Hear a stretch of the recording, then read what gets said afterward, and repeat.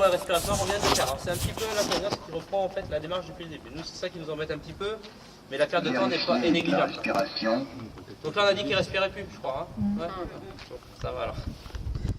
Appliquer les électrodes de défibrillation sur la poitrine nue du patient. Ensuite, il me demandait d'appliquer des électrodes. Alors, qu'est-ce que c'est que les électrodes? C'est cette partie-là. C'est la partie qui est reliée à un fil. C'est ce qui va permettre de faire passer le courant à travers la poitrine de la victime. Donc pour ce faire, on dégrafe le tout de la victime. Appliquer les électrodes de défibrillation. Et vous voyez, sur la tant que vous n'avez poitrine pas fait le du reste, il ne patient. passe pas à la suite. Et on va venir appliquer les électrodes. Ces électrodes, vous avez une partie avec une croix. Ça, c'est la partie qui va venir au Appliquer les niveau de là où électrodes vous de avez placé vos mains pour faire le défibrillation sur massage la cardiaque. poitrine nue du patient. C'est la première partie qu'on va venir placer, au milieu du sternum ici.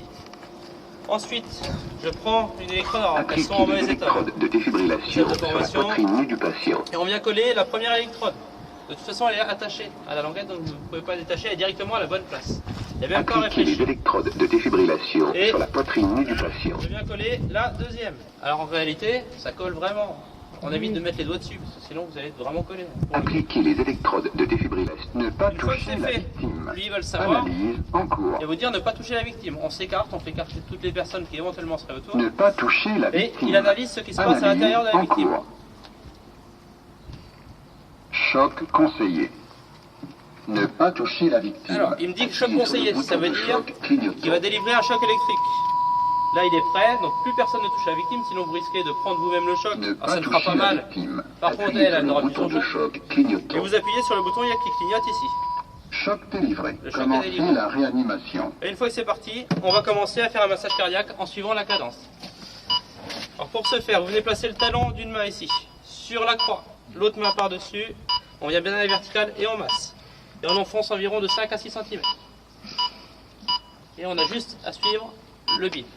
Et il va accélérer au fur et à mesure pour atteindre un rythme de 120 compressions à la minute. Qui sont les nouvelles compressions. Maintenant c'est 100, on a augmenté. Pendant combien de temps? Et bien là on fait 30 secondes, 2 insufflations, 30 secondes, 2 insufflations, comme ça pendant et toutes les 2 minutes il refait un cycle. Il refait une analyse. Après, le temps que l'espoir est. Évidemment. Alors après pour ce qui est du bouche à bouche, je veux bien vous le montrer, sachez que la plupart du temps les gens ne le font pas, pour diverses raisons. D'une parce qu'ils ne connaissent pas la personne, de deux parce que c'est une technique qui n'est pas forcément facile, et de trois parce que souvent les personnes qui sont en arrêt comme ça, bah, ça arrive, elles bavent, elles moussent, voilà, etc., etc. Donc ça nous on n'oblige personne à le faire. Déjà on se dit que si vous faites des compressions thoraciques, déjà on aura déjà gagné une grosse partie de notre pari. Maintenant les insufflations, c'est pour ça que vous entendez des pauses dans les bips.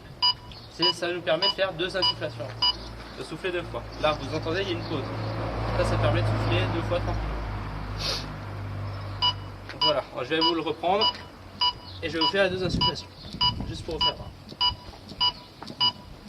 Donc là vous voyez quand vous êtes parti comme ça, il faut attendre les secours. Alors, les attendre effectivement ça peut être long.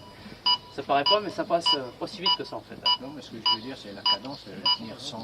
120 si vous êtes bien placé ça se fait quand même. On arrive à le faire, je suis pas...